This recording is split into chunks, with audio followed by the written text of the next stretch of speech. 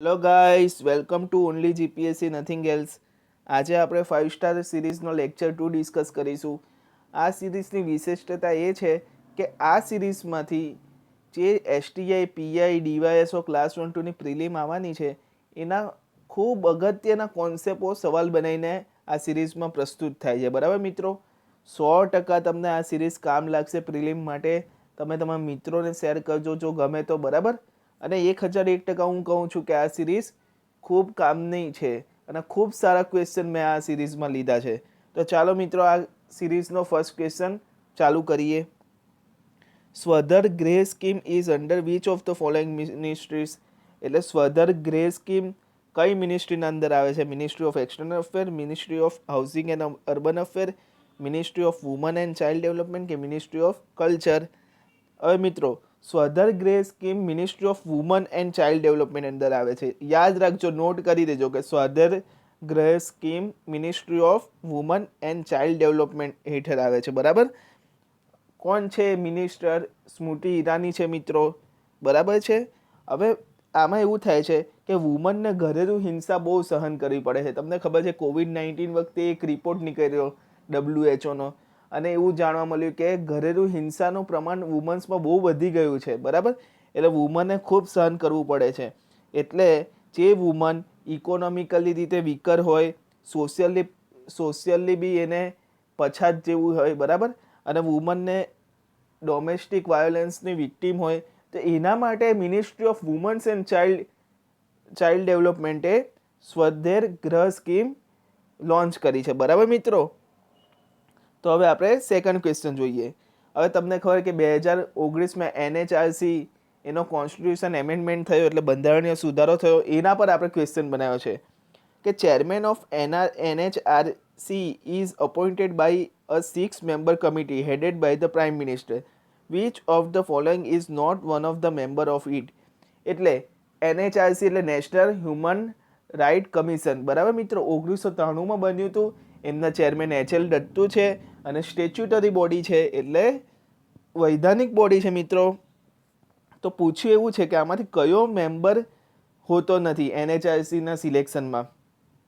તો લોકસભાનો speaker, deputy chairman of Rajya Sabha, minister of child and woman development અને leader of opposition in both house. તો આમાં મિત્રો C આવશે.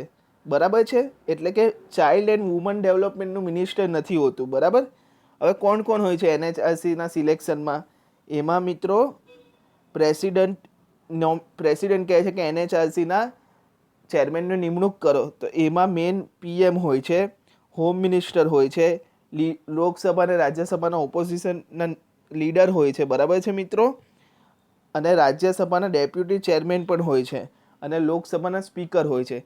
એટલે કે NHRCના ચેરમેનની નિમણૂક કરવાની હોય તો પ્રાઇમ મિનિસ્ટર હોય, બરાબર, લોકસભાના ઓપોઝિશનના લીડર હોય એટલે વિપક્ષના નેતા, રાજ્યસભાના ચેરમેન હોય, બરાબર, હોમ મિનિસ્ટર હોય, અને લોકસભા અને રાજ્યસભાના સ્પીકર અને ડેપ્યુટી ચેરમેન પણ હોય છે. બરાબર છે મિત્રો, તો યાદ રાખજો, NHRC 1993માં બન્યું હતું અને HL દત્તુ ચેરમેન છે. બરાબર છે મિત્રો, અને સ્ટેચ્યુટરી બોડી છે.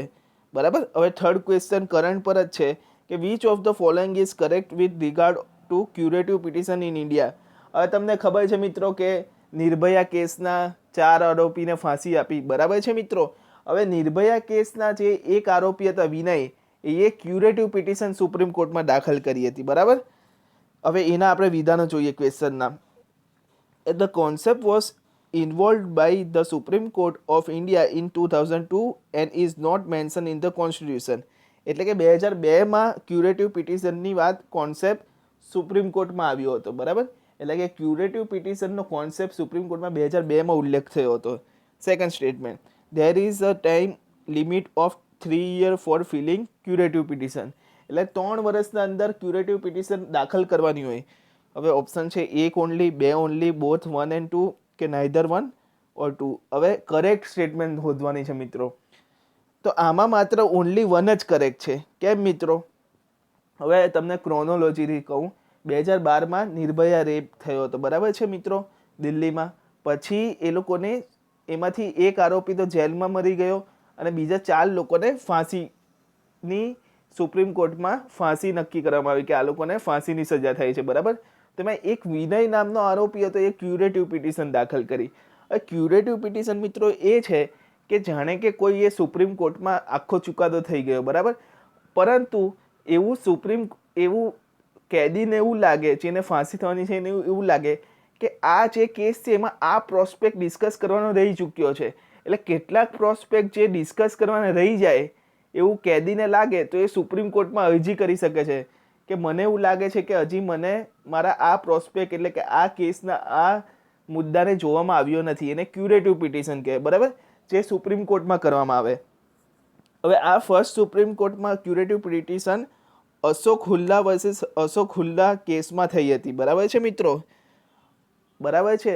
અને જે નિર્ભયા કેસમાં જે ક્યુરેટિવ પિટિશન કરી હતી એ રદ કરવામાં આવી હતી. સુપ્રીમ કોર્ટે સ્વીકારવું જરૂરી નથી, સુપ્રીમ કોર્ટે સ્વીકાર્યું હોય તો સ્વીકારે ને ના ડિસ્કસ કર્યું હોય તો કંઈ ના, બરાબર, પરંતુ ટાઈમ લિમિટ નથી આપી એમાં, બરાબર. એટલે આપણું સેકન્ડ સ્ટેટમેન્ટ ગલત થશે, ખોટું જશે.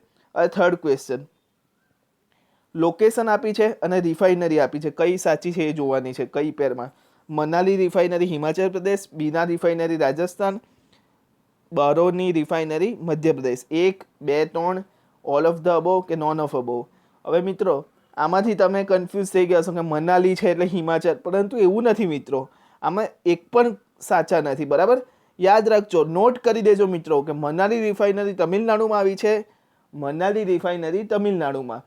કારણ કે આપણને શું લાગે મનાલી એટલે હિમાચલ પ્રદેશ, સિમલા, બરાબર, પરંતુ મનાલી રિફાઇનરી તમિલનાડુ સાઉથમાં, બીના રિફાઇનરી મધ્યપ્રદેશ અને બારોની રિફાઇનરી બિહાર. નોટ કરી દેજો મિત્રો, ખૂબ આઈએમપી છે, બરાબર છે મિત્રો.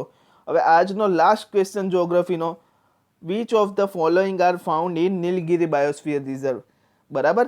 હવે બાયોસ્ફિયર રિઝર્વ તમને ખબર જ હશે મિત્રો. હવે નીલગિરી બાયોસ્ફિયર રિઝર્વ એટલે વેસ્ટર્ન ઘાટ વાળો ભાગ, બરાબર, સાઉથ ઇન્ડિયા વાળો ભાગ. હવે એમાં કયા કયા અભયારણ્ય આવી જાય છે, બરાબર. એમાં સાયલેન્ટ વેલી નેશનલ પાર્ક આવી જાય છે. સાયલેન્ટ વેલી ક્યાંનો છે મિત્રો? કર્ણાટકનો છે. બંદીપુર નેશનલ પાર્ક આવી જાય કર્ણાટક. મુદુમુલાઈ વાઇલ્ડ લાઇફ સેન્ચ્યુરી ક્યાં આવી છે? તમિલનાડુમાં આવી છે, બરાબર. તો choose the correct option from the following given below. એટલે કે નીલગિરી બાયોસ્ફિયરમાં આ 3માંથી કયા કયા અભયારણ્ય કે સેન્ચ્યુરી કે નેશનલ પાર્કનો સમાવેશ થાય છે? 1, 2, 2, 3, 1, 3 કે ઓલ ઓફ અબવ? મિત્રો યાદ રાખજો, નીલગિરી બાયોસ્ફિયરમાં સાયલેન્ટ વેલી નેશનલ પાર્ક પણ આવી જાય છે, બાંદીપુર નેશનલ પાર્ક પણ આવી જાય છે અને મુદુમુલાઈ વાઇલ્ડ લાઇફ સેન્ચ્યુરી પણ આવી જાય છે, બરાબર છે. એટલે કે નીલગિરી બાયોસ્ફિયર મિત્રો તમિલનાડુ, કેરળ અને કર્ણાટક 3 રાજ્ય સાથે સંકળાયેલો છે, બરાબર છે. અને આ પણ યાદ રાખજો કે મુદુમુલાઈ વાઇલ્ડ લાઇફ સેન્ચ્યુરી તમિલનાડુની છે, વાયનાડ વાઇલ્ડ લાઇફ સેન્ચ્યુરી પણ એમાં જ આવે છે. શેમાં? નીલગિરી બાયોસ્ફિયર રિઝર્વમાં. નાગરહોર વાઇલ્ડ લાઇફ સેન્ચ્યુરી બી નીલગિરી બાયોસ્ફિયરમાં આવે છે, બરાબર. એટલે સાયલેન્ટ વેલી ક્યાં આવી છે? કર્ણાટકમાં આવી છે. વાયનાડ વાઇલ્ડ લાઇફ સેન્ચ્યુરી કેરળની છે અને મુદુમુલાઈ તમિલનાડુ છે. આ બધી નેશનલ પાર્ક અને સેન્ચ્યુરી નીલગિરી બાયોસ્ફિયર રિઝર્વમાં આવે છે, બરાબર છે મિત્રો. તો આ હતો 5 સ્ટાર સિરીઝના 5 બહુ આઈએમપી સવાલ. જોતા રહો મિત્રો અને ગમે તો શેર પણ કરતા રહો. ઓકે મિત્રો, થેન્ક યુ.